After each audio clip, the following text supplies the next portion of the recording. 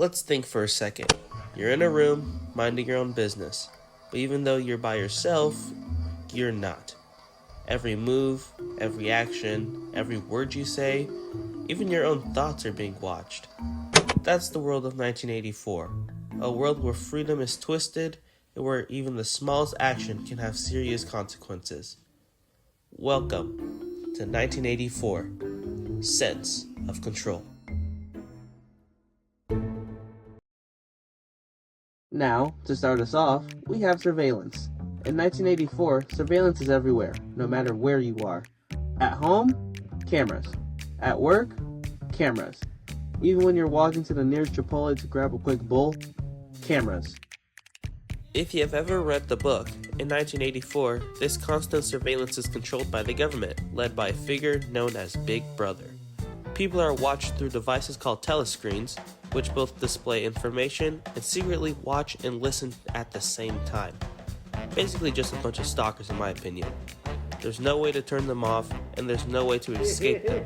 You're always being observed, whether you realize it or not. But here's the thing. People don't just follow the rules.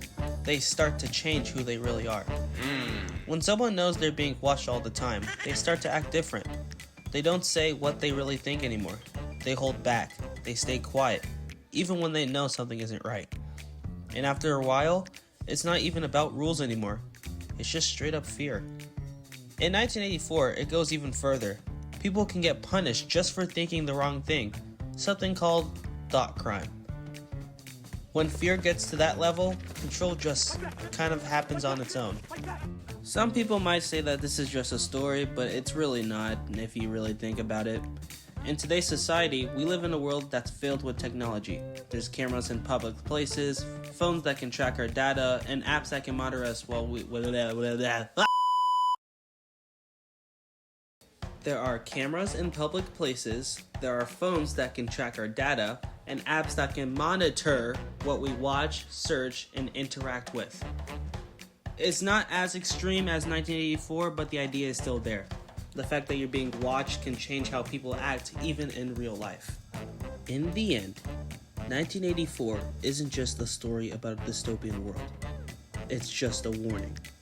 It shows that when surveillance and control go too far, people can lose their freedom without even realizing it. That's why privacy and freedom are things we shouldn't take for granted, even today.